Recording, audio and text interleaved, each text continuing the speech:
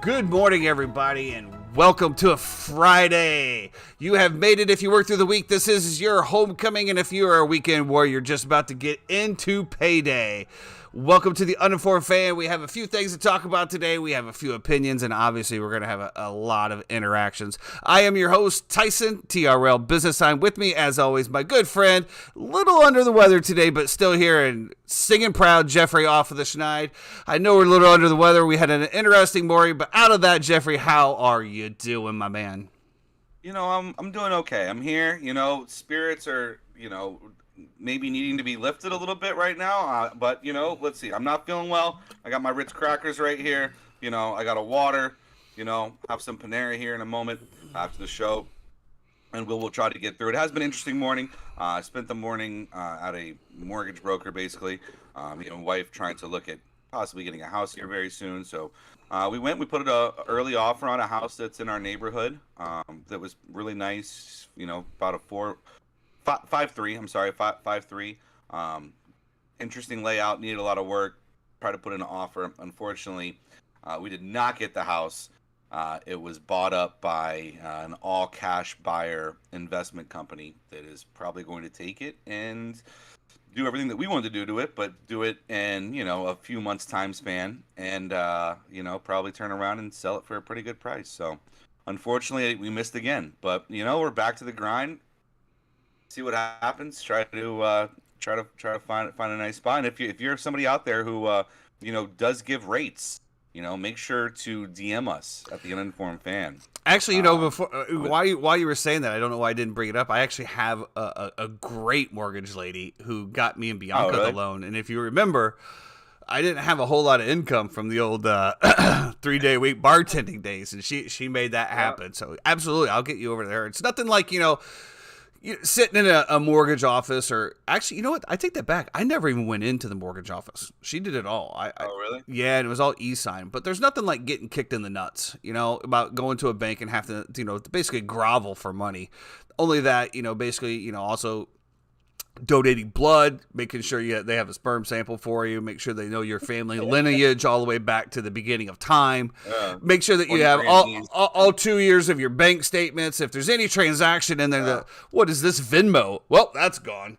I remember when I was, because I was heavy in Bitcoin, right? And I had Bitcoin deposits. And she goes, well, what is this? I said, well, I cashed out Bitcoin. Well, you can't use that. What do you mean I can't use that?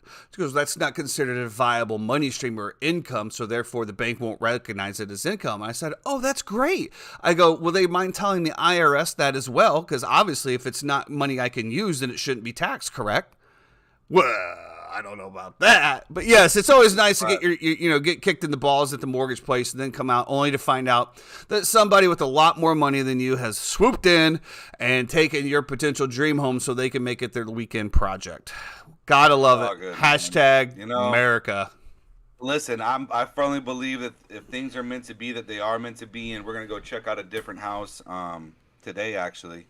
Well, I'm not, but the family will, and it's in a nice little community in the middle of Dr. Phillips called Orange Tree. You know what I mean? Oh It's on yeah, the golf yeah. course. On the golf course, got a pool around the same number. You know, so listen, everything works for a reason. You never know what's gonna happen. All we can do is just put our head down and keep grinding, and keep trying to make it happen for ourselves. Look So, forward to playing some Orange Tree golf over there. Yeah, remember dude, the Live Life Media Group studio was over there. have you ever played No, that course?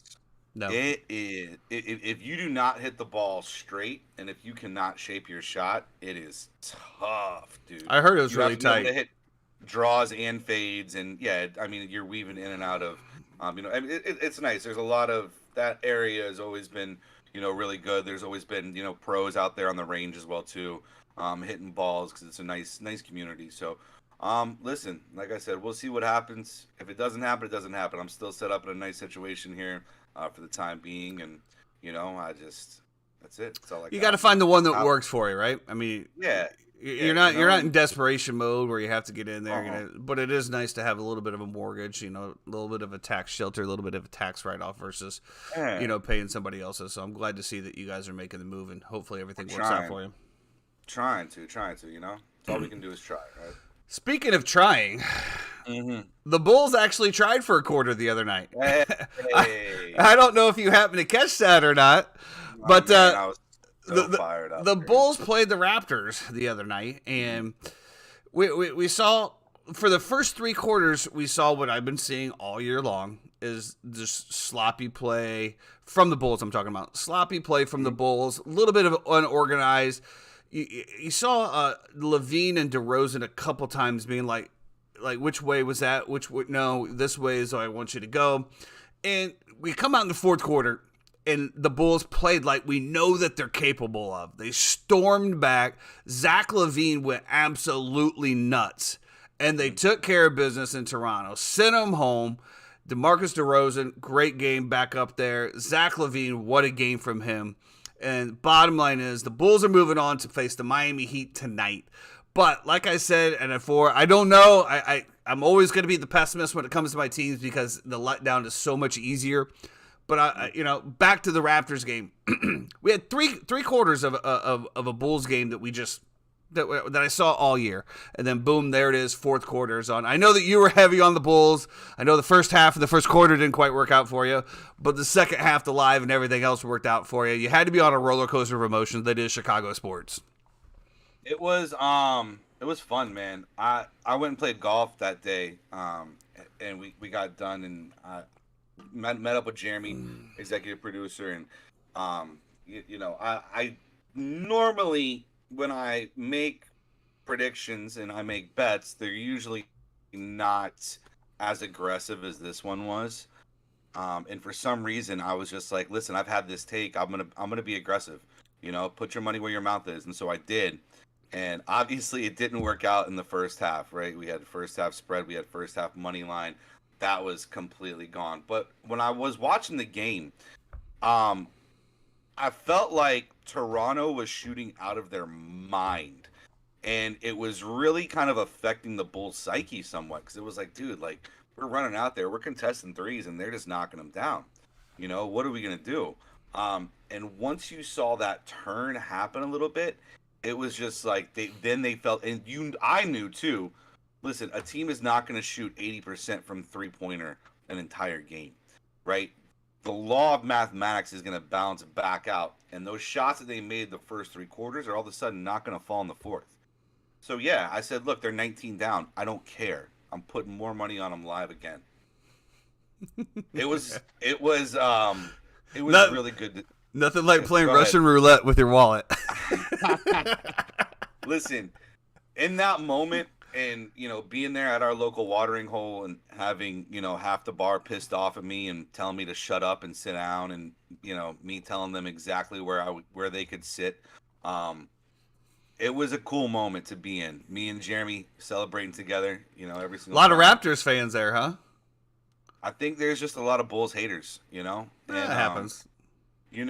I also am not afraid to mix it up and talk a little shit out there if you need me for a No. little while. Um, and yeah, as soon as they won, I said yeah, and watch what happens to the Miami Heat too, and that really upset a few people as well, who were Miami Heat fans. But listen, I'm gonna stand on my business. I'm gonna keep on putting my money on them. I'm just calling it how I see it. There's nothing personal. I don't think the Bulls are gonna go out and beat the Bucks right in the first round. I'm a realist. I understand this, but I did love these two matchups for them, and I think it was good to see Zach take over. I thought they played better defense. I thought Vooch was shell of himself from what he has been. He did have a couple big free throws in the moment, but if they're gonna win tonight, Vooch, you have to step up, homie. I don't know what's going on, and there's no way that you fell off that much in 1 year, but you just look completely lost out there at times. And it's crazy to me because I watched you every single night playing for the Magic, and you're one of my favorite Magic members that I've ever seen. As Magic fans, we just love guys who love Orlando because we've been hated on so much by so many people, and so it's like if we know that you love us, we're gonna love you no matter what. And so there are some blinders on when it comes to that, but man, you got to get it together. Tonight's a night. You've dominated Miami your entire career. Go out there, put it on the line, kid. I think Zach's gonna have a good game. They say Kyle Lowry might not play as well too. He's questionable to go tonight. The Heat are reeling. Man, terrible game. Give me Chicago again. To your Again, point, give me Chicago. they really couldn't stop Fred Van Fleet. I mean, and that he was just knocking him down from everywhere. He knocked down a couple contested ones from Vooch. Then of course he hits the half court shot, at the buzzer there to kind of put the dagger in. But to your point, absolutely, they were hitting 3 points from all over, but they were also having wide open 3-pointers. They were moving the ball well. Chicago was not able to keep up with transition defense, nor were they able to help the pick and rolls. They were getting lost in translation, with the cuts, leaving these guys all the way open. Then again, we come to the fourth quarter, and I've said it numerous times. My father ingrained this to me.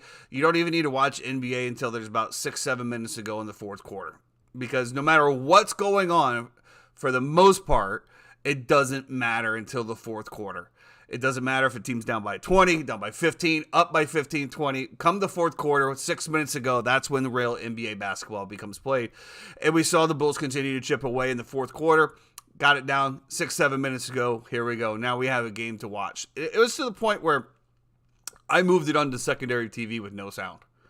I'm like, all right, here we are, 18 points, whatever. It is what it is. And then I had to stop watching Succession, and then I had to put it back down. And then I'm like, oh crap, here we go. And then of course we're sitting on the edge of our seats again. I'm cursing Jeffrey in my mind once again because he sucked me in again to be let down again. I'm on an emotional roller coaster. But yes, they did take care of business. The Bulls flag is flying at the Thomas household. It's been a long, long time since the Bull flag has flown, and it will continue to fly until they get knocked out of the playoffs as per code of the Thomas household. So congratulations to the Bulls. Yeah. Zach LaVine, DeMarcus DeRozan, Vooch. Come on, buddy. It's DeMar, but whatever. Same thing. I do want to look. Listen, obviously the Raptors shot themselves in the foot. 50% from the free throw line is absolutely atrocious, especially at home. But for the Bulls to win the game and shoot under 27% from the 3-point line, I just thought, it's incredible. And tonight should be very interesting as well too. I thought the Bulls were best when they were in transition, and we know that Miami's going to want to just slow it down and play half-court ball. And not really get out and run. How will that work? How will that Bam Vucevic matchup is going to be very, very key tonight as well too. I still love the Bulls, man. Plus 5.5. Give me that. Give me the money line. Give me the whole thing. Let's keep on parlaying these winnings into something. Let's go. We're here. The one thing that we did talk about this game, and we almost glazed completely over it, but I'm not going to let it go. Was the officiating. The officiating in that game was absolutely atrocious. And then at the very end, right, when they called the 3-point shot, when he got fouled completely on the ground, hadn't even started his upward motion. and they gave him three shots to potentially tie the game. I was just like, like Terrible. That was definitely on the floor. It wasn't even close, but let's make it fun. Let's see what happens. Like no review. I was really surprised. I don't know if Billy Donovan didn't have a challenge, but at that point, you're already at the end of the game. Use your challenge. If you lose it, whatever. But how has Billy been this year coaching? I think the whole team's in shambles. I just don't think that there's any synergy there whatsoever. I don't think that the players have bought into Billy Donovan's system. I don't believe that. No, Billy has bought into Billy's system. Well, he's frustrated as hell. I mean, you got this team that's on there that's an all-star team, on paper. I mean, you have three really, really good players in Vooch, DeRozan, LaVine, and they finished under 500. So, is it possible that Billy's just a really good college coach and maybe not a good pro coach? I mean, there's possibility. The possibilities are endless, but I mean, we have yet to see. I mean, he's never had a team this talented. I don't think. I mean, he was OKC, right? I mean, for years, he did pretty well over there. Actually, I think it's just one of those things where you got to have the players to buy in. I think that the LaVine and DeRozan don't gel well together, and I think that's the biggest issue. So when you're devising an offense, which, let's be honest, I mean, how much offense is there really in the NBA outside of the high pick and roll and just run at the basket or pop out and shoot a three? But they got to figure out something. And, what we saw in the fourth quarter, if they can figure that out, if they put that team together, that synergy, the way they played in the fourth quarter for fourth games, they will blow almost everybody out. And they can hang with Milwaukee if that team shows up for all four quarters. But there was a beautiful breakdown by a guy on Twitter, and I don't know what his name was. I know J.A. Adonde is the one who retweeted it, and I saw it. And basically, he was like breaking down one play. He goes, let's break down one specific play of this game. And so what happens is LaVine has the ball. He's up kind of top of the key, extended free throw line. Vooch comes up to set the pick, right? They try to ISO the pick. Vooch then flips the pick and goes to the other side instead of the side that he was on, which then puts them out of position and creates a lane for LaVine to drive. LaVine drives to the basket, which in turn, everybody collapses. Now, DeMar's not a three-point shooter. If he was, it's a wide-open kick to DeMar. DeMar knocks down a three. He doesn't shoot threes. So instead, DeMar knows his role, sprints from the three-point line. That's the one that he catches and then dunks on everybody, which was a huge momentum boost as well, too. But that small little play by Vooch, flipping the screen at that particular moment, was huge and key to that game. Absolutely. And Alex Caruso, I mean, hats off, my man. That dude is the fly that just continues to buzz in your ear. I love your back. The guy is everywhere, man. Love Him it. and Pat Bev together, The energy between those two is insane. Ayo had a good day. Kobe played pretty decent. Everybody played good defensively. So let's see what happens with the Heat. They are going to be playing the Heat tonight in Miami. Let's see if the crowd shows up for that one. I do believe it will be full, and it will hopefully be full of Bulls fans. They do have a chance to I think, negate that home field crowd a little bit down there. We'll see who shows up, but I think this is going to be a big game. The second game we had was OKC and the Pelicans. This was something that, neither one of us were really too excited about this game. We did have a lot of run and gunning. 123 to 118, OKC pulls away. To me, the biggest story here is Zion Williamson. Mm-hmm. The dude's just not playing. He comes out and, whatever. We're in the mental health era where, if people just don't feel right, they just, they accept it. They don't play. They don't, they seek help or seek treatment or whatever it is and that's fine. But when you're being paid millions and millions and millions and millions and millions of dollars, and people are coming to pay their money to come watch said player that's getting paid millions and millions and millions of dollars, and you just sit there and say, I'm not playing until I feel like I'm Zion again. What the hell does that even mean, bro? If I'm the Pelicans, the Pelicans have had really a bad shape, man. They drafted Anthony Davis. It doesn't work out, right? They do get a haul back for him. Then they Chris come Paul. back. Yeah, Chris Paul. Then they've had three great potential superstars, and none of them play. None of them play. This dude is healthy now. He looks, he's huge, bro. He's absolutely huge. We saw a little bit of his flashes of talents throughout the season, but now he's just going to sit back and say, you know what, I'm not going to play again until I'm Zion. That's fine, bro, and that's everything, but give your paycheck back. or donate your paycheck to a charity or something that supports the cause of whatever you're dealing with, because you do not deserve to be paid for what you're doing. You're not producing. You're not on the court. Your team's literally fighting for their lives in the playoffs, and you can't attend or be on. Give up your paycheck, bro. To me, it's embarrassing. I don't know. Maybe I'm being too harsh. Maybe I'm not being sensitive enough in this new era. But give up your paycheck, man. I don't know. I know you watched a little bit of this game. Did you have any quick takes before we go on to the T-Wolves? Yeah, I mean, I was feeling pretty good about myself. I saw the Pelicans go up by 10 points in the first quarter. I immediately bladed the money line on the Oklahoma City Thunder at 4-1. Say la vie. The Zion thing to me is very weird, because you can say all these things and say you don't feel like Zion and this and this and this, but then to go out pregame and you're doing 360 windmills, flat-footed, pregame in front of everybody, like putting on a show for everybody, and then not going out and playing, not giving them a couple minutes. Who cares? Like, imagine the lift that the Pelicans would have had if it's the third quarter and or even the second quarter, and they need a push, and Zion comes off the bench just to give you 2 or 3 minutes of just running around and being Zion and doing what he does. It's very unfortunate, and especially with a guy like C.J. McCollum. C.J. McCollum should have had surgery on his wrist 2.5 months ago, but he said, you know what? I think we're going to be really close to making the play-in game and making the playoffs, and I can get surgery after the season. It's fine. I'd rather be there to try to help push this franchise and this city through and make the playoffs. So the fact that C.J. McCollum, a guy on your own team, is doing that, and the comments that C.J. McCollum made, which in my opinion are exactly directed at you, Zion, is just very disappointing. What were the comments? I didn't hear it. It just about how he's always been a guy who's a gamer, and he doesn't understand. He would never feel right sitting out and not playing if he knew that he could play, and yeah, it was the old low cut underdig. Very poignant, man, and he's 100% right. And I think this brings into question, how much do you love the game of basketball? I mean, you've been an internet phenom, and you've been amazing since you were in 7th grade, homie. I watched your videos in 7th grade. I'll never forget. 7th grader out here throwing down dunks, 360 windmills, making little white kids look like idiots. You know what I mean? Just jumping over them.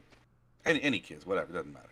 There we go. He did play at a private school. There were a lot of white kids, but yeah, I've been watching you for so long, but it's like, was that just always your path? You know what I mean? Like, was your path chosen for you, or did you choose your own path? Do you love the game of basketball? Do you love competition? Do you love competing? Or do you love the fame and the notoriety that it brings? And that's why you go out there and you do 360 windmills so that people cheer you on and you feel good about yourself, and so on and so forth. It brings in a lot of questions for me personally about. I think that's a great take. Honestly, I think that you hit it on the head. What is your actual goal? Is it to be famous, to be a superstardom? If that's the case, go. The Harlem Globetrotters always needs good talent. Go hang out with those guys. But at the end of the day, just like you said with C.J. McCollum and the other ones, you're part of a team, and that team needs you. And if you're not playing for your team and your boys and your homies in the locker room, and you don't have that passion, then you don't belong there. You don't belong in the locker room. You don't belong around the team, and you sure as hell don't deserve to get millions deposited in your bank account.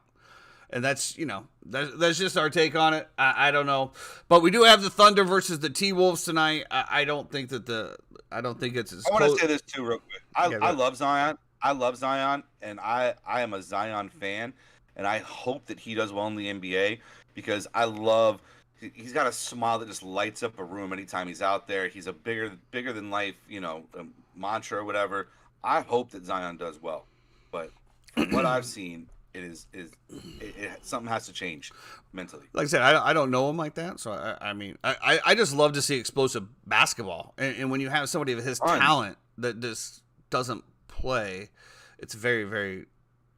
It robs the fans. Not only does it rob the fans, it robs the city, and it robs the franchise that put up the capital to draft him, to develop him, to pay him, and to give him everything he needs to succeed, to sit by him when he's been hurt for so long, so many years, and now he's 100% healthy, and he's got the Ben Simmons approach now. I don't know. I mean, we saw how the Ben Simmons thing worked out.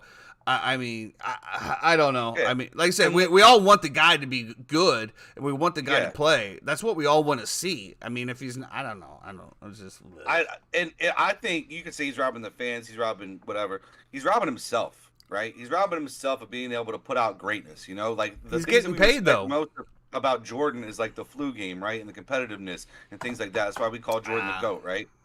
No, but Well, I do. And like You don't, but so I do. I think the human body was meant to go through trials and tribulations. That's what it was built for that. And to not try to push yourself through that, I think you're doing yourself a disservice by not doing that. Well, let me ask you a question. If he wasn't getting a paycheck, do you think it would be different? What do you mean? If he wasn't getting paid, he's not playing basketball, but he's still getting paid. I'm telling you, if those checks weren't still coming in every week or every month, do you think that he'd still be sitting out, or do you think he'd go play basketball to get paid? I think that if you love the game of basketball, you're going to want to go play it regardless of whether you're getting paid or not. Well, I think we just answered the question then. Then he's a paycheck player. He's there I don't for want to put it on. I don't want to put that on him yet. I'm giving him one more year. We'll see. We'll see. But definitely for the past, his entire career, his absence out of the NBA has been startling and duly noted. And the NBA needs players like him that have such a rare talent level. So hopefully get better soon. Do whatever you got to do. Get that head right. Get the body right. Let's get in there and let's play a little basketball for the city of New Orleans. They deserve it. So we do have the Thunder and the T-Wolves tonight. We got the T-Wolves favored by 5.5. I don't know. I haven't really watched a whole lot of Oklahoma City Thunder, to be honest with you, nor have I watched the Minnesota T-Wolves, but just on paper, to me, this line looks completely skewed. I don't think that the Timberwolves have any problems with Oklahoma City tonight, and I do believe that they continue to roll. I think it'll be a decent game. Listen, when you look at OKC, it's Giddey, it's Shy, right? The Williams kids. Like OKC does have talent, but I just think once you get back Gobert to go along with Cat, to go along with Ant, and Conley as well too, just too many presence. You've got Taurean Prince on the outside to be able to play defense. To me, it's too much. I do think that the Timberwolves win. I think they win by double digits tonight. I would take them at 10 or wherever it is, and go from there. Absolutely. So we got some good NBA action tonight. Then we do have the playoffs starting this weekend. So let's run down. We're going to run down a little bit of our favorites here. Obviously, I know that Jeffrey's favorite out of the West. I mean, we all know who that is. So let's start with that, Jeffrey. Let's start with the Western Conference. And let's look and see who we have here and who do we think that's going to be. Obviously, I think I know that you are very high on the Lake Show. Now, that also... I'm trying to look for the bracket real quick. I'm sorry. That's all right, because I'm doing the exact same. I don't know if there's even going to be a bracket, to be honest with you. All right, so we're gonna have. Go through the schedule. You want to go? You want to go west? Yeah, we'll go west first. So Nuggets. Well, the first game that you're going to have on the West is Golden State Sacramento on Saturday. Okay, 8:30. So I think Sacramento's going to give them a run for their money. I don't think that they're going to beat Golden State over the series, but I do think that Sacramento's going to show up, and I do think they're going to give them a run for their money to where Golden State's going to have to be a little bit aware of what's going on. They're not going to completely roll over and die on this one. I agree. I do think this series will go more than 5 games, 100%.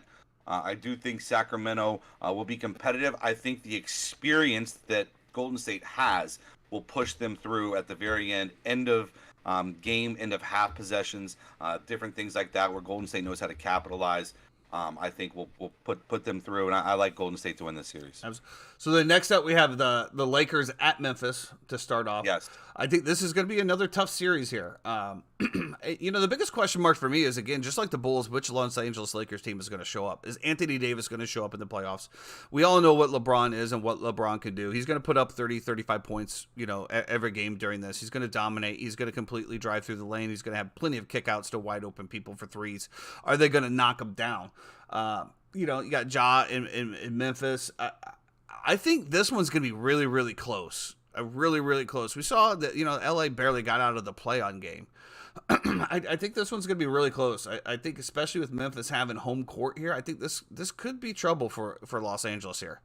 I don't think I don't think I'm ready to pick one necessarily here on this one. But But I'll defer to you because I know that you like the Lakers a lot. Yeah, I'm going to take the Lakers in this matchup for the sheer fact that I just think, LeBron will show up. I love the way that Austin Reeves has given them energy. I think AD is playing at a higher level right now as well, too. I like the matchups. I think Jaren Jackson AD will be very interesting, but I do think that AD can possibly get Jaren Jackson into foul trouble, which will be detrimental for the Grizzlies because of no Steven Adams and the lack of bigs that they have there. Listen, if Austin Reeves can make shots here, I think it's going to be a Lakers series, absolutely. The question on the other side will be a guy like Desmond Bane, right? Like, he's a guy who was one of the best three-point shooters in the NBA. What does he do? How does Ja react? They've had their moments between the Grizzlies and the Lakers. Dillon Brooks, obviously, with things as well, too. That being said, give me the Lakers in this series. I think the experience pushes them through. I'll take the Lakers, and I'm only going to take the Lakers because of LeBron. And if he doesn't push this team through, then that's just another notch in the GOAT debate. If he is a 7 seed, does not go out and beat the 2 seed in the West. Absolutely. By building his own team. And I think that's the only thing that gets me with LeBron. He builds his own teams. So there's no excuses about who's around you. He builds his own teams. So don't give me that he didn't have the supporting characters like he did in his earlier career. Because he literally builds his own teams now. So I don't want to hear it. So it's on you. So I'm going Lakers because of LeBron. I heard Andrew Schultz. He was who was he interviewing? He was interviewing somebody, and he's like, "Hey, who's the biggest competitor in the history of the NBA?" And he's like, "Michael Jordan, of course." I'm like, yeah, absolutely, Michael Jordan. He goes, "Now, do you think that Michael Jordan back in his prime knew that he needed a good wingman? A guy like Scottie Pippen. I don't know if you saw the story about Larsa Pippen, where she said that Scottie had to have sex 4 times a night, whatever, back when they were together." So the story goes, Jordan knew Larsa, introduced Larsa to Scottie, and then said, "Listen, be with Scottie, and I'll promise you my firstborn son eventually." And now, come to fruition, Marcus Jordan. Oh, That's how much of a competitor Michael Jordan is that he literally promised his first son so that Scottie Pippen would be happy his entire career. With his wife. God, there's so many stories in the backlogs, man. I mean, oh man, you can't have fun like that anymore these days because it would get leaked and be all over social media. But there's probably some really, really funny and shady shit that happened. Like to be a fly on the wall at Gibson's back in those days, right? Oh, like, yeah. During that run, like every single night it was Rodman, Pippen, Jordan. Like they all were. They were there every night. They were there. Like I don't know, just be pretty cool. Next matchup we got is the Clippers versus the Suns. This is going to be a battle. This is going to be a battle. This is probably going to be the best matchup of all of the NBA first rounds, in my opinion. You have two powerhouses, the Clippers and the Suns. You got, Kevin Durant over there on Phoenix with, all the boys over there now. You got Chris Paul. You got Booker. Ayton. To me, all of the weight and everything is on the Phoenix Suns. It's kind of one of those positions where, again, when Kevin Durant went to Golden State and they had all the weight was solely on Golden State. So I mean, holy moly, dude! This one's a coin flip in my opinion. I'm sure that you're going to have a little way to lean a little bit more, but if you had to make me put, I think I'm just going to have to take Phoenix. I think Kevin Durant is just too big of a superstar, and he's just the tarantula. It's just what a nickname, the Durantula. Yeah, great. I do like the Suns in this matchup. I think their firepower is just going to kind of outweigh what the Clippers have. I do think the Clippers made amazing deals at the deadline. This is an unfortunate first-round matchup for them in terms of the Suns. I say that because Paul George is still out, I believe, and probably won't be back until the next series if they end up moving on. I think I saw something where he might be available after game 1, maybe game 2. Okay. Maybe, but then it's like you haven't played and you're back and you're trying to get your legs back under you. There's a lot that goes into that. I will take the Suns. I think that Chris Paul will find a way to kind of neutralize Russ a little bit for what Russ has done. 3-point shooting is going to be key here. Who guards Devin Booker? Where does Kawhi go? Does Kawhi go guard Devin? Does Kawhi go guard Durant? This is the problems that you have, and also you do not match up down low with DeAndre Ayton at all. If DeAndre Ayton can play like his size is and be big and play big and get down in the paint, man. Get in there. Post your guy up. and go to work. So if the DeAndre Ayton can play like that this series, I think I might give the Clippers 1 or 2 games. But if DeAndre Ayton does not play like that, I think you'll see it go 6 or 7 for sure. Absolutely, absolutely. And the last matchup that we have out of the West is going to be the Oklahoma City, Minnesota versus the Denver Nuggets with the old Joker out there. Yep. And I don't think whoever comes out of that, Minnesota, I think might give them some problems, which I do have Minnesota beating Oklahoma. But again, I think Denver wins that one pretty easily. So I do have Minnesota beating Oklahoma City and playing the Nuggets, and as long as that happens, I do think the Minnesota Timberwolves will beat the Denver Nuggets in the first round of the playoffs. Bold statement, guys. You heard it here first. I think that the matchups aren't great for Denver. I think Anthony Edwards will find a way to step up and really be the ball dominant guard that we think he can be. That matchup with him and Michael Porter will be interesting, who contains Jamal Murray. I think Mike Conley is smart enough and veteran enough. I think they made good moves. I think if you look at the fact that they can rotate guys like Gobert and like Karl Anthony Towns onto Joker and just continuously kind of throw bodies at him, I think it's going to be a great formula for him as well too. I think them coming off of being hot already, right? Like Minnesota, if Minnesota plays how I think they're going to tonight against Oklahoma City, they'll be having a little bit of momentum heading into this game, where Denver's been flat-footed and kind of rested for a little bit, and that game one is always something that kind of sneaks up on you because the team's been playing competitive to get in, and you've just been kind of waiting. So I do like them game one. I will take them game one as well too. But I think that they do have the firepower to win this series. And listen, if we're going to make a bold statement and make a take, I don't think Denver's going to win the NBA championship this year. Because of that, I'll take them to get upset in round one. You heard it here, folks. The uninformed fan, Jeffrey Schneider, has the Minnesota Timberwolves over the Denver Nuggets in the first upset I do believe that we have predicted so far. Well, I guess technically the Lakers would be a lower seed, but I think when you look at paper in Vegas, will probably and the Warriors probably grade them both to win. So moving on to the East, we have some not so fun matchups here. We have the Brooklyn Nets versus the 76ers. I mean, let's be honest, the Brooklyn Nets are only there because of their previous rounds. They do have a good team, though. They do have a lot of young talent on there. But Joel.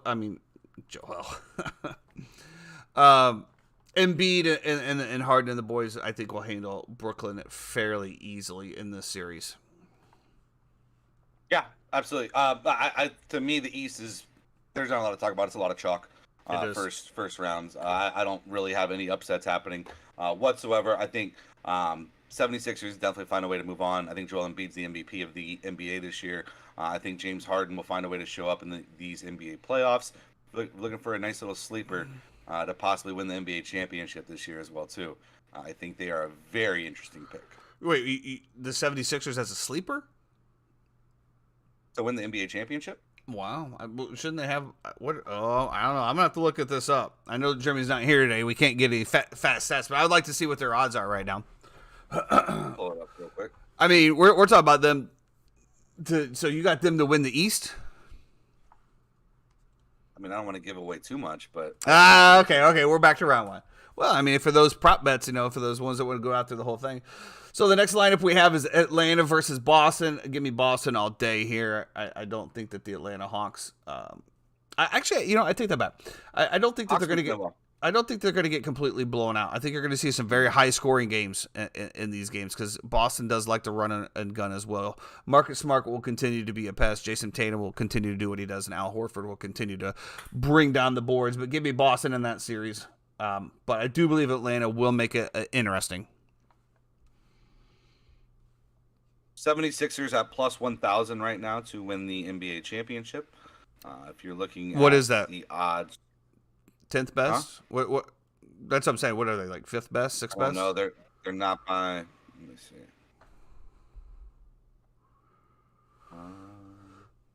So they are the exact same odds as the Denver Nuggets. And a little bit better odds than the Los Angeles Lakers. Yeah, so they're about like 4th, 5th, somewhere around there. Yeah, that's not bad. It's pretty much you're gonna go Bucks, Celtics, Suns, Warriors, and then you start mixing in your plus 1,000s.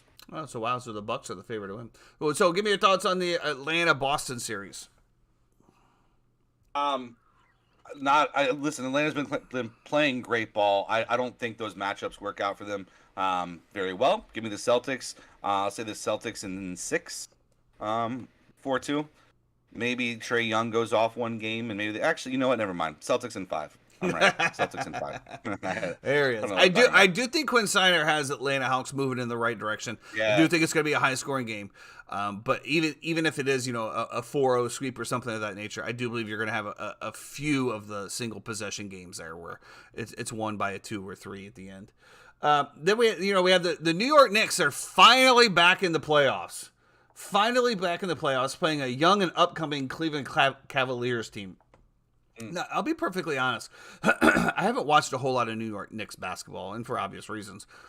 But I have watched a little bit of the Cleveland Cavaliers, and I don't know why, but they just happen to be on my television. And I really like the synergy that the Cleveland Cavaliers have right now. It feels like it's just they have a bunch of young players that just aren't afraid, that they're cutting, they're driving, they're doing all the things that they need to do to win. And New York is, I think, is Derrick Rose still playing with New York? I don't believe so. That poor guy, man. We need to get him back to the Chicago. But, the New York Knicks, they don't have the firepower. I think this is going to be a good series, but give me the youth in Cleveland on here. Give me the youth in Cleveland. 100% Cleveland. I do like what the Knicks have done, bringing in a guy like Jalen Brunson. Julius Randle's had a great year as well, too. And then if you look at a guy like Josh Hart coming over as well, who's been great for them, too. I like the Knicks. I love Cleveland, though. I think Cleveland, to me, when they made that trade for Donovan Mitchell, I said, oh, shit, Cleveland might have one of the best starting fives in the entire NBA. If you look at it top to bottom between him and Garland and everybody, Jared Allen, Evan Mobley. It seems like they're really deep. Really, really good. I do like Cleveland in this matchup for sure. Awesome. And then, rounding off, we have the Milwaukee Bucks facing either Chicago Bulls or the Miami Heat. I don't think it really matters which one of those two teams show up. I think that we can all agree that the Milwaukee Bucks will take care of business and move on. The only reason I think that it matters if they show up is I'll say this. Like, if you want to bet a series price, I think that if it's the Miami Heat, that it's a clean sweep, probably 4-0. I think if it's the Chicago Bulls, I would take the over on 4.5 or 5 games, whatever your book offers, because I do think the Bulls will get a game or two in there with the talent and the way the matchups work for them. Jeremy from the golf course does say that Rose is still with the Knicks, so I'll have a little bit of root there from my boy D Rose, as there will always be a special place in my heart for that man. But yes, the Bucks are obviously the overall favorite. What they've done in Milwaukee with building through the draft and Giannis, and I mean they just I think I said it before, my biggest one is Brook Lopez, man. Brook Lopez is playing out of his mind this year. He is all over the court. He's hitting the deep threes. He's got the rebounds. You put him, you pair him with Giannis, and you have the guards around him that can pop threes, drive. I mean, that team is going to be very, very tough to beat. I don't know who's built to beat them. They're tall, they're fast, and they have depth as well. I don't know. I think Milwaukee. I guess we're not giving away too much here. Like the vets that they have on that team too. Like if you look at, Wesley Matthews, Drew Holiday, Joe Ingles, like Chris Middleton, Giannis Antetokounmpo, Brook Lopez, like they have just guys everywhere. It's really incredible. So, for those that like to do the conferences far out, for the West and the East, I am going to take the Milwaukee Bucks to win the East. I am not going to do anything outside of the norm. I'm going to stick with it. I will take the Bucks to win the East. And from the West, I am also going to take the Phoenix Suns out of the West. So I'm looking at a Milwaukee Phoenix championship. We'll see what happens with that. I know Jeffrey doesn't want to give his picks out too far, so we'll see what happens on the next round and see. We're good. No. I'll tell you right now. I think the conference championships will obviously be Philadelphia and Milwaukee are my two in the Eastern Conference Championship, and then in the Western Conference Championship, I do think it will be Phoenix, and I do think that Golden State will be playing Ooh. Phoenix as well too. I just think that Golden State will be able to outlast them. I think when you get all them healthy, I know Wiggins is coming back for Game 1 already. I think he's a huge X factor for Golden State. I know we're worried about their road record this year, which will be a little bit of a problem if I'm not going to lie. But I just think I think Golden State together when they're all healthy, with Jordan Poole added to that rotation now with Andrew Wiggins is just they're too good. And that's why I do think it'll be the Philadelphia 76ers and the Golden State Warriors in the NBA championship this year. So what happened to the Lakers? Because What do you I do believe last week we talked about that they were your favorites to win it all. Yeah, I listen. I'll still put money on the Lakers to win it all. That Warriors series is gonna vex me a little bit, because I just think that the matchups work for them, and I don't think they have a guy who can chase Steph around. I know they don't have a guy who's going to be able to chase Steph around, actually. And so, yeah, I think Steph's gonna go off, do Steph things. You know, you bring Wiggins back, with Jordan Poole and the way that he's been playing. The Golden State Warriors definitely have the talent on paper, and I guess that's why our executive producer, Jeremy, has just chimed in that he has the 76ers versus the Warriors as well. Wow. Well, I guess Okay. I guess not as well because you have the Warriors and the Bucks. But yes, he has the No, I have Warriors 76ers. Oh, you have Warriors 76ers. So I'm gonna be the oddball here. I'm taking the Suns and the Bucks. Is the Suns the number 1 seed? No, the Suns are the 4 seed. Okay, good. So there we go. So see, I'm not playing complete favorites here. I got a 4 in there. Let's go. All right, so we'll see what happens. NBA starts this weekend. We'll be back on Monday to recap it. We'll see how well we did. I do want to make a notion, though, to make sure you guys are following our Twitter account because we are going to start putting out some bets throughout the week and as these games come along, because obviously we're only on the air for 3 days a week. There's things that happens in between.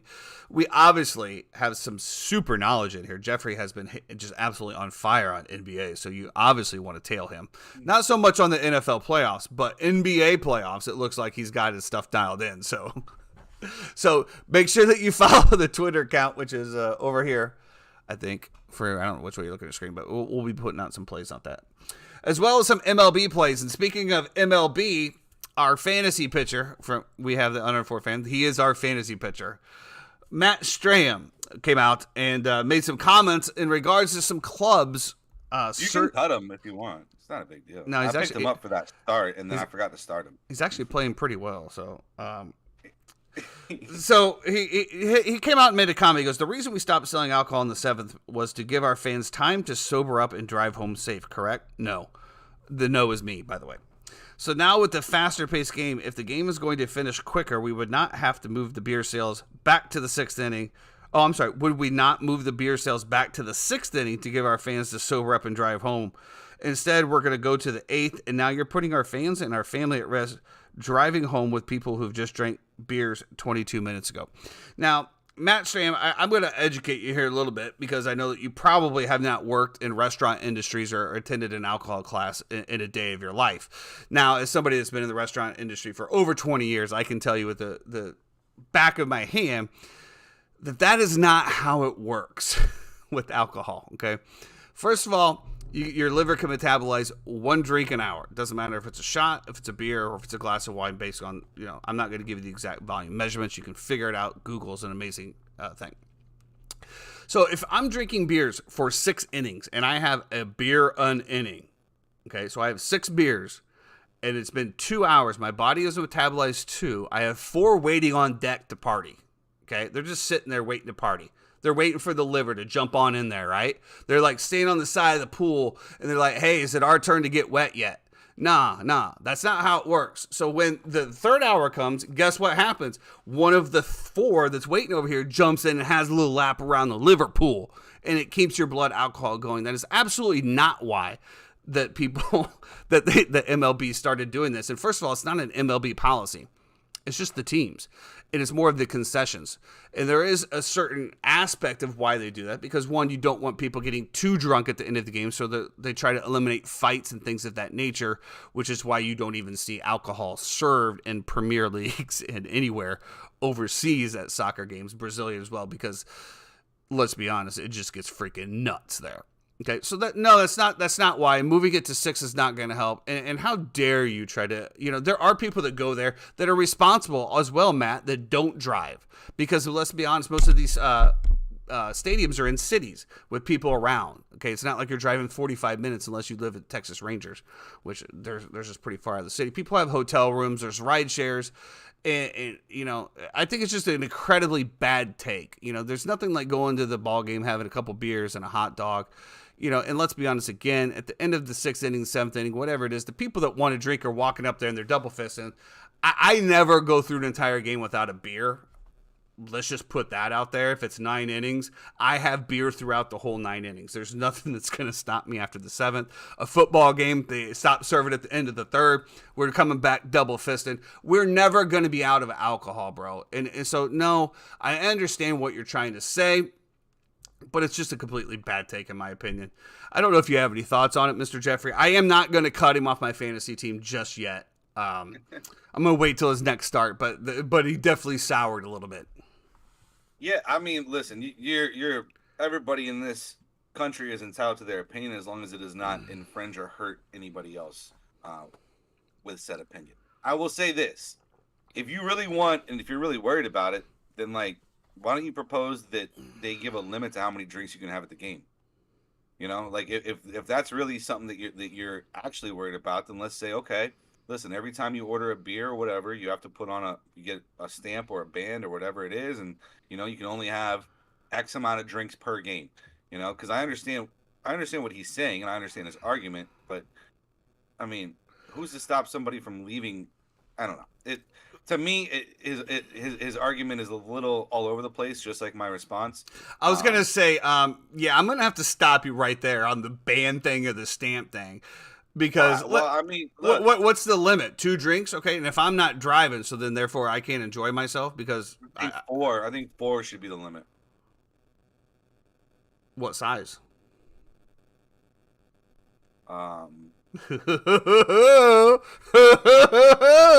Let's just say it's never going to happen. You can stay in that damn lane with your 4 drinks and your wristbands.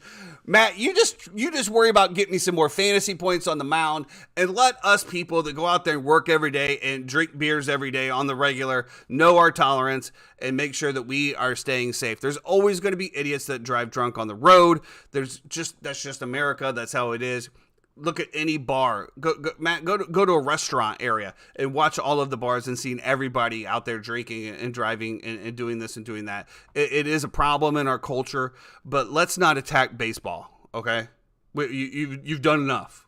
Let's not attack baseball. Let's have a couple beers. And Justice, no, I'm not saying go Noles. Yeah, he did say go Noles. Justice, you can believe this man hit me last night with, hey, if you want to see a real football team play, the orange and blue game is on. Actually, I think I said, if you want to see the team that's going to beat you in November, watch out. Do you know what the orange and blue game finished at for the final score? What was the final score, Tyson? I don't know, but it was bad. 7-7. It was bad football, dude. I don't know, man. I don't know. I don't know. I think we're in big trouble. You seen the video I sent to you with the defensive coordinator you have and the what was that? I don't know, bro. Stick it in the ass or what? No, the old. Oh, is that what he did? Oh, yeah. I was like, Jesus Christ, dude. Yeah, that probably wasn't the best one. So a couple little, exactly, Justice. We always have good moments, right, where we get a little intoxicated, but we're responsible. We have rideshare services now that's more prevalent than ever. Especially people that come from out of town. There's hotels or stuff. There's a lot of people that don't drive. But again, we'll see what happens. It depends on where you are too. There's a certain culture of being in a big city, right? And when a stadium is located in a big city, you're walking everywhere anyway. Right, as opposed to when these stadiums are built in the middle of nowhere, and you have to drive there to get there and Kansas drive City. there to leave. You know what I mean? Where it's its own thing. It's a tough ask. If it's in the middle of downtown, it's one thing. Just like we see in most of these European countries, or even in Brazil, stuff like that. You go to these games, but you're walking around everywhere that you're going after you leave the stadium. So it's just. I don't know. It's a little bit different. And 9 times out of 10, like you just said, you're going to another bar. after the Yeah. game. I mean, let's just be Right. honest. Alcohol is a very prevalent role in American society, in world society. When you talk about going to meet your friend or anything like that, you don't talk about going and have a cup of tea. You know, you're going to have a couple beers, unless it's lunchtime. Then you might go have a cup of tea if that's your thing. But you know, the entire American society and most of the world revolves around alcohol and socialized drinking. So I understand what he's trying to do, but again, bro, no. How did that even come up? Like, that's another thing I want. Is this something? Hey, guys, I want to talk to you guys about the alcohol sales in my press conference today. He was probably asked about it.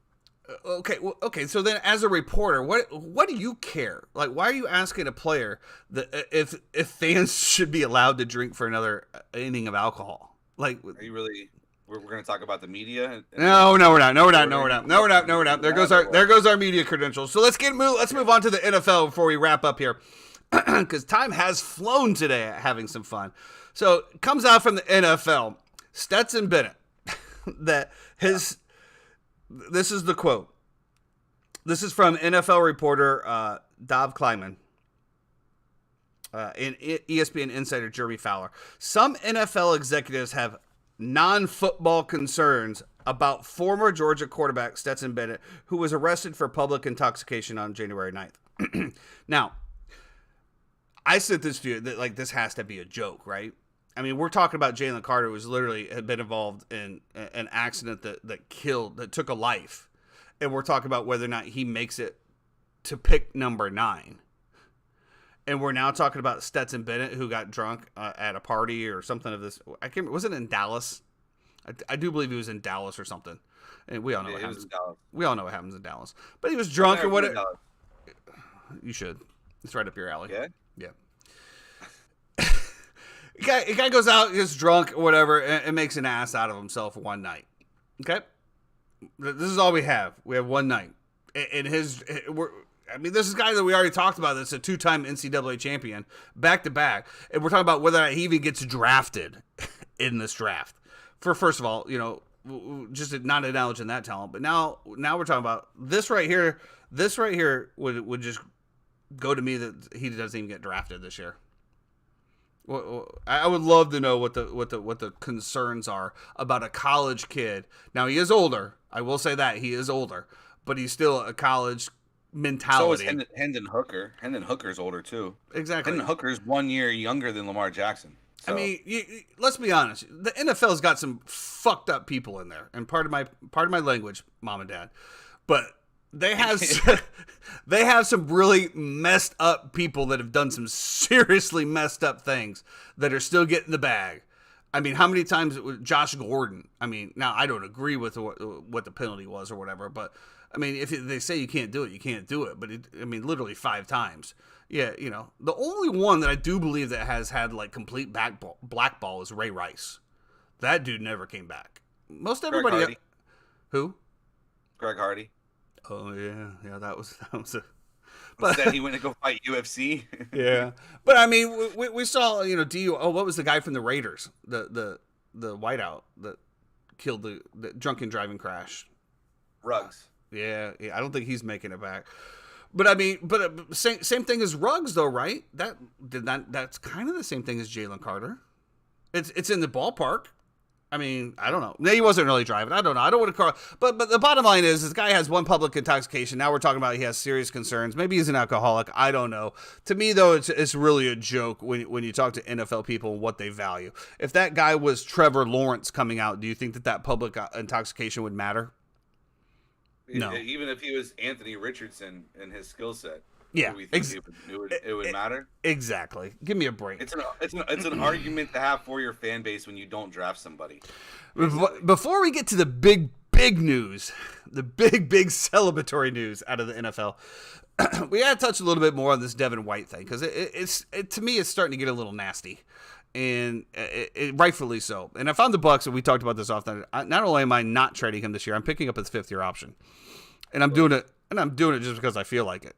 But I know that you want to talk a little bit about the GM coming out, and he made a few comments, and then we can kind of piggyback on that. Yeah, Jason Light just said, I'm not trading him, and that's exactly the stance that you should take. Now, at the end of the day, we will trade him. Absolutely. But where our stance right now is that he's not being traded. He has a contract. He's under contract. He needs to report to his job, so on and so forth, to make sure he gets paid and doesn't get fined. If he decides not to report, then he can be fined. 100% agree. Pick up his 5th-year option, keep it moving just as you normally would, and, go from there. I don't, like, obviously he's requested the trade, right? He hasn't come out and denied that he requested a trade, so obviously he did. Okay. I think he confirmed it. We're gonna shop you to whoever we want to.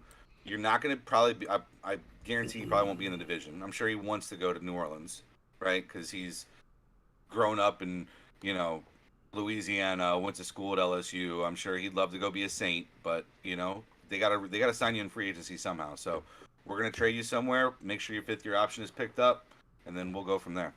Especially as far as his trade value goes, and they did come out and say Devin White is not as valuable as he thinks he is, and the trade market for him will be pretty much non-existent.